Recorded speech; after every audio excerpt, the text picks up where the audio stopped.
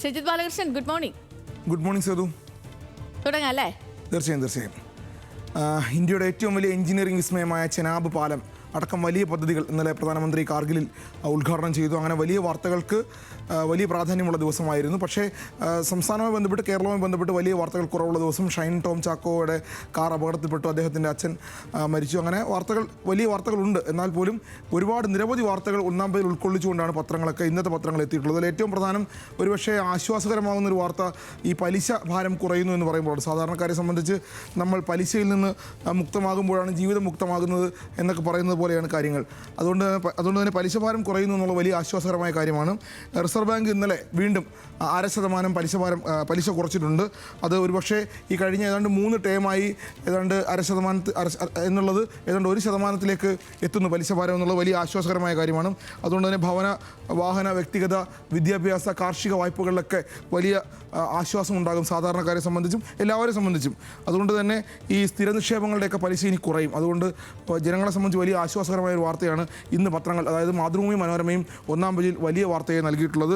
അതിൻ്റെ വളരെ വിശദമായ കണക്ക് രണ്ട് പത്രങ്ങളും നന്നായിട്ട് നൽകിയിട്ടുണ്ട്. എവിടെയാണ് ആശ്വാസം കിട്ടുന്നത്, എവിടെയാണ് അതിൻ്റെ കുറവുകൾ വരുന്നത്, ഓരോ മാസത്തവണയും എങ്ങനെയാണ് വരുന്നത്, അത് ഈ EMI ഉള്ള ആളുകളെ സംബന്ധിച്ച് വലിയ ഗുണകരമായ കാര്യമാണ്. അതുകൊണ്ട് തന്നെ ആ EMIയുടെ കുറവ് എങ്ങനെയാണ് വരുന്നത്, വാർഷിക കുറവ്, അതായത് കഴിഞ്ഞ ഒരു വർഷത്തെ വാർഷിക കുറവ്, ഒരു വർഷം എത്ര പൈസ കുറവ് വരും EMI അടയ്ക്കുന്നതിൽ എന്നുള്ളതൊക്കെ വളരെ വിശദമായി മാതൃഭൂമിയും മനോരമയും നന്നായി തന്നെ നൽകിയിട്ടുണ്ട്. കേരളകൗമുദി ഒന്നാം പേജിൽ ആ വാർത്ത തന്നെ വളരെ വിശദമായി ഇൻഫോഗ്രാഫിക്സ് അടക്കം ഭവന വായ്പയിലെ ലാഭം എത്ര വരും, കാരണം സാധാരണക്കാരെ സംബന്ധിച്ച് ഭവന വായ്പ വലിയ ബുദ്ധിമുട്ടുള്ള കാര്യമാണ്. അതുകൊണ്ട് തന്നെ ഭവന വായ്പയിലെ ലാഭത്തെക്കുറിച്ചാണ് കേരളകൗമുദി ഒന്നാം പേജിൽ വളരെ വിശദമായി പറയുന്നത്. ഈ നാണയപ്പെരുപ്പം കുറഞ്ഞതാണ് ഇതിൽ ഈ ആശ്വാസകരമായ കാര്യത്തിലേക്ക് പോയത് എന്നുകൂടി അത് വിശദീകരിക്കുന്നുണ്ട്. സാമ്പത്തിക കാര്യമായതുകൊണ്ട് പത്രം നന്നായി വായിച്ചാൽ മാത്രമാണ് അതിനെക്കുറിച്ച് വളരെ വിശദമായി ആളുകൾക്ക് മനസ്സിലാക്കാൻ കഴിയുക. മറ്റ് പ്രധാനപ്പെട്ട വാർത്തകളിലേക്ക് പോയാൽ മുഖപ്രസംഗം എഴുതുന്ന കാര്യത്തിൽ നമ്മൾ കഴിഞ്ഞ ദിവസവും ഒക്കെ പറഞ്ഞതാണ്. പത്രങ്ങൾ ഒന്ന് വൈകിയാണ് മുഖപ്രസംഗത്തിലേക്ക് കാര്യം കഴിഞ്ഞ് ആ വിഷയം കഴിഞ്ഞ് അടുത്ത ദിവസമോ അതിൻ്റെ അടുത്ത ദിവസമോ ഒക്കെയാണ് മുഖപ്രസംഗം എഴുതാൻ ധൈര്യം കാണിക്കുന്നത് പത്രങ്ങൾ എന്ന് നമ്മൾ പറയുകയുണ്ടായി. ഇന്ന് മാതൃഭൂമിയും മാധ്യമവും ഒക്കെ അവരുടെ മുഖപ്രസംഗത്തിലേക്ക് പോകുന്നത് നമുക്കറിയാം. കഴിഞ്ഞ ദിവസം ഉണ്ടായത് RSS ഉപയോഗിക്കുന്ന കാവി പതാക ഉപയോഗിച്ചുകൊണ്ടുള്ള ഭാരതാംബയുടെ ചിത്രം രാജ്ഭവനിൽ ഉപയോഗിച്ചു എന്നുള്ളത് വലിയ വിവാദമായിരുന്നു. മന്ത്രി പി പ്രസാദ് അക്കാര്യത്തിലൊരു നിലപാട് സ്വീകരിക്കുന്നു. ശേഷം അത് വലിയ വിവാദമാകുന്നു. പക്ഷേ രാജ്ഭവൻ അക്കാര്യത്തിൽ നിലപാടിൽ വിട്ടുവീഴ്ചയിലേക്ക് പോയതേയില്ല.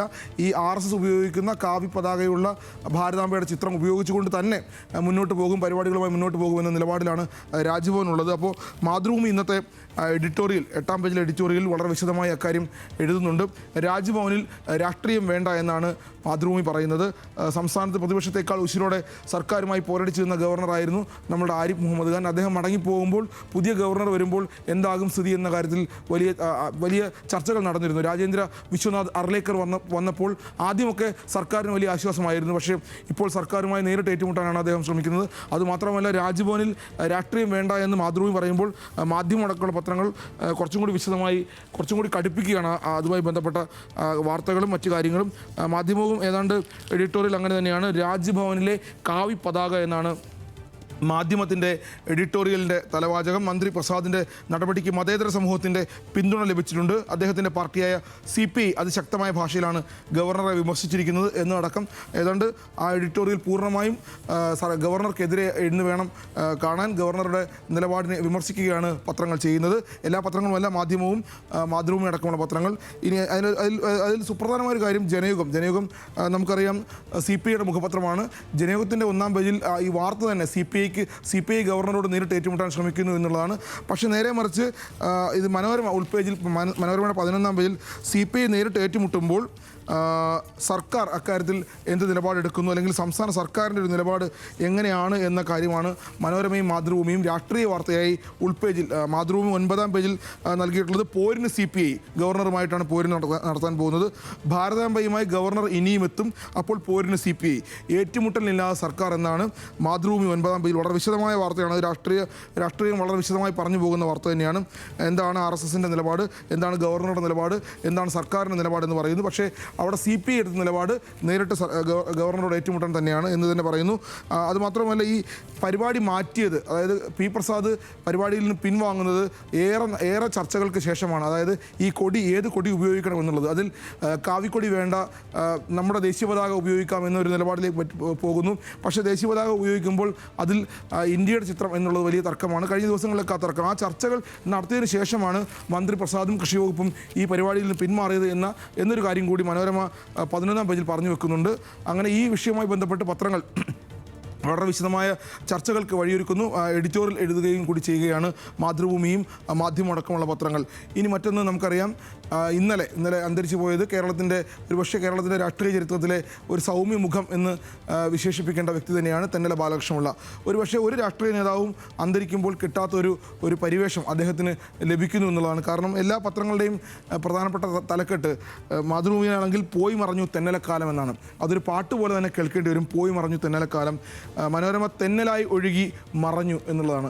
സാധാരണ കവികൾ, സാഹിത്യകാരന്മാർ, എഴുത്തുകാർ അവരൊക്കെ അന്തരിക്കുമ്പോഴാണ് ഇത്തരം കാവ്യഭംഗിയുള്ള തലവാചകങ്ങൾ ഉണ്ടാകുന്നത്. രാഷ്ട്രീയക്കാർ മരിക്കുമ്പോൾ സ്വാഭാവികമായും ഒരു രാഷ്ട്രീയ സ്വഭാവമുള്ള തലവാചകങ്ങളാണ് ഉണ്ടാകാറുള്ളത്. പക്ഷേ തെന്നല ആയതുകൊണ്ടാണ് ഇത്തരം ഒരു തലവാചകത്തിലേക്ക് പോകുന്നത്. അതിന് കാരണമുണ്ട്. കാരണം ഉൾപേജിൽ വലിയ വാർത്തകളായി വിശദമായി തന്നെ എല്ലാവരും നൽകിയിട്ടുണ്ട്. വളരെ വിശദമായി എന്ന് പറയുമ്പോൾ ഈ തെന്നലായി ഒഴുകുന്നത് എങ്ങനെയാണ്, അദ്ദേഹം ഒരു തെന്നലായിരുന്നു എന്നുള്ളത്, കോൺഗ്രസിന് അദ്ദേഹം എന്തായിരുന്നു എന്നുള്ളത് കേൾക്കുമ്പോൾ നമുക്ക് കൃത്യമായി മനസ്സിലാകും. മനോരമ 13-ാം പേജിൽ വളരെ വിശദമായി സൗമ്യതയുടെ തെന്നല എന്ന് പറയുന്നു. മറഞ്ഞത് തർക്കങ്ങൾ പരിഹരിച്ച ചീഫ് ജസ്റ്റിസ്, കോൺഗ്രസിൻ്റെ വിജയ ഫോർമുല. അങ്ങനെ പരിഭവങ്ങളില്ലാതെ പാർട്ടിക്കൊപ്പം എല്ലാ കാലവും നിന്ന തമ്മിലടി ഉണ്ടായ കാലത്തെല്ലാം നമുക്കറിയാം. കോൺഗ്രസിൻ്റെ ഒരു രാഷ്ട്രീയ ചരിത്രം പരിശോധിച്ചാൽ AK ആന്റണിയും K കരുണാകരനും തമ്മിലടിച്ചു നിന്ന കാലത്ത് കോൺഗ്രസിൻ്റെ തർക്കങ്ങൾ പരിഹരിച്ചിരുന്ന വ്യക്തിയായിരുന്നു അദ്ദേഹം. അതുകൊണ്ട് തന്നെ സൗമ്യമായിരുന്നു തെന്നലക്കാലം എന്നുള്ളത് എല്ലാ കാലത്തും. അയ്യപ്പ സേവയുടെ തെന്നലക്കാലം, അയ്യപ്പ സേവാ സമിതിയുമായി അദ്ദേഹം ദീർഘകാലം ബന്ധപ്പെട്ടിരുന്നു. അതുകൊണ്ട് തന്നെ എന്നും പാർട്ടിയെ സ്നേഹിച്ച നേതാവ്.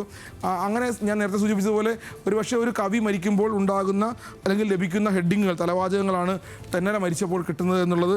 അദ്ദേഹത്തിൻ്റെ സൗമ്യത, അദ്ദേഹത്തിൻ്റെ ഇടപെടൽ, അദ്ദേഹം രാഷ്ട്രീയത്തിൽ എങ്ങനെയായിരുന്നു, കോൺഗ്രസിൽ എങ്ങനെയായിരുന്നു, കോൺഗ്രസ്സുകാർക്ക് അദ്ദേഹം എങ്ങനെയായിരുന്നു എന്നതിൻ്റെ സൂചനയാണ്. മാതൃഭൂമി പ്രതികാരക്കനലിനെ സ്നേഹത്താൽ തണുപ്പിച്ച നേതാവ് എന്നാണ് ഇളം തെന്നലിൻ്റെ സൗഖ്യമെന്നും പറയുന്നുണ്ട്. അതായത് വളരെ സൗഖ്യം കോൺഗ്രസിന് നൽകിയ നേതാവ് മരിക്കുമ്പോഴാണ്. അതുകൊണ്ടാണ് ഈ അദ്ദേഹത്തെക്കുറിച്ച് കൂടുതൽ പറയാൻ ശ്രമിച്ചത്.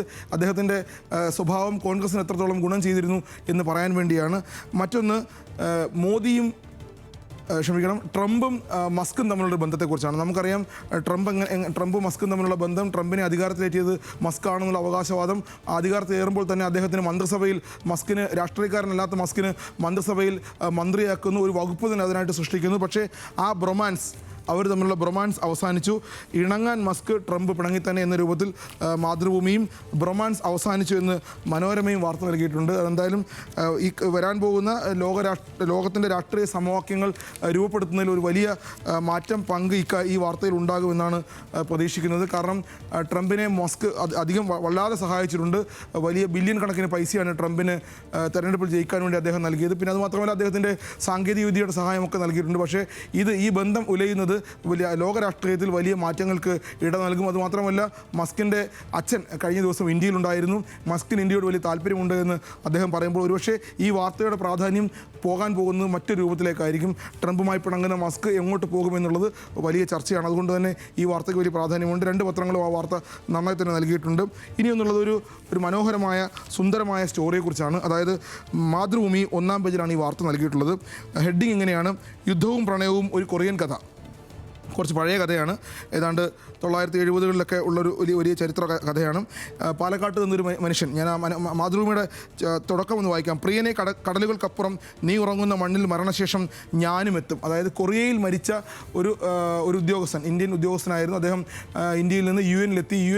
UN പ്രതിനിധിയായി അദ്ദേഹം കൊറിയയിൽ പോകുന്നു. കൊറിയയിലെത്തി ഒരു കുഴിബോംബ് സ്ഫോടനത്തിൽ കൊല്ലപ്പെടുന്നു. അങ്ങനെ പക്ഷേ ആ മലയാളി ഉദ്യോഗസ്ഥനെ, ഇന്ത്യൻ ഉദ്യോഗസ്ഥനെ കൊറിയ സ്നേഹത്തോടെ ചേർത്ത് പിടിച്ചു. അദ്ദേഹത്തിൻ്റെ മരണശേഷം അവിടെ അദ്ദേഹത്തിന് സംസ്കാരം അദ്ദേഹം അവിടെ നടത്തുന്നു. അദ്ദേഹത്തിൻ്റെ ഭാര്യയെ പിന്നീട് അങ്ങോട്ട് കൊണ്ടുപോകുന്നു. ഇപ്പോൾ മക്കളെ കൊണ്ടുപോകുന്നു. അങ്ങനെ ആ ഒരു അദ്ദേഹത്തിൻ്റെ ഭാര്യയും അദ്ദേഹം തമ്മിലുള്ള പ്രണയം, അദ്ദേഹത്തിൻ്റെ മക്കളുമായുള്ള ബന്ധമൊക്കെ ചേർത്ത് വെച്ചുകൊണ്ട് യുദ്ധവും പ്രണയവും ഒരു കൊറിയൻ കഥ എന്ന രൂപത്തിൽ വളരെ വിശദമായി നന്നായി തന്നെ മാതൃഭൂമി TJ ശ്രീജിത്തിൻ്റെ ബൈലൈനിൽ വാർത്ത നൽകിയിട്ടുണ്ട്. ഒന്നാം പേജിൽ ഒരുപക്ഷെ മാതൃഭൂമിയുടെ ഞാൻ നേരത്തെ സൂചിപ്പിച്ചതുപോലെ വലിയ തിരക്കുള്ള ദിവസം, വലിയ വാർത്തകളുള്ള ദിവസം മാതൃഭൂമി ഈ വാർത്ത കൂടി ഒന്നാം പേജിൽ കൊണ്ടുവരുമ്പോൾ സ്വാഭാവികമായും അത് വളരെ നല്ല ആ പത്രത്തിൻ്റെ ആകർഷണീയത വലുതായി മാറുന്നു എന്നുള്ളതാണ് അതിൻ്റെ ഏറ്റവും വലിയ പ്രത്യേകത. മറ്റൊന്നിന് കേരള കൗമുദിയുടെ ഉൾപേജിലുള്ളൊരു വാർത്തയാണ്. കുറേ ദിവസങ്ങളായി ചർച്ചയിലുള്ള ആളാണ് ശശി തരൂർ. അദ്ദേഹം വിദേശത്തായിരുന്നു. വിദേശത്തു നിന്ന് അദ്ദേഹം മടങ്ങിയെത്തുമ്പോൾ സ്വാഭാവികമായും വലിയ രാഷ്ട്രീയ ചർച്ചകൾക്ക് തുടക്കമിടും കോൺഗ്രസിനുള്ളിൽ. കാരണം കോൺഗ്രസ് നേതൃത്വവുമായി അദ്ദേഹം അകൽച്ചയിലാണ്. കേരള കൗമുദി പറയുന്നത് നേതൃത്വവുമായി അകൽച്ചയാണ്, കോൺഗ്രസ് വിടാൻ തരൂർ എന്നുള്ളതാണ്. കോൺഗ്രസ് വിടുകയാണെങ്കിൽ അത് വലിയ വാർത്തയായി മാറും. ഒരുപക്ഷെ തരൂരിന് ഒരുപാട് ധാരാളം ഉന്നത പദവികൾ BJP വാഗ്ദാനം ചെയ്തിട്ടുണ്ട്. BJPയിൽ ചേരില്ല അദ്ദേഹം എന്നുകൂടി പറയുന്നുണ്ട്. പക്ഷേ തരൂർ ഒരു വിമർശനവും വകവെക്കാതെ, കോൺഗ്രസിനുള്ളിൽ നിന്നുള്ള ഒരു വിമർശനവും വകവെക്കാതെ മുന്നോട്ട് പോവുകയാണ്.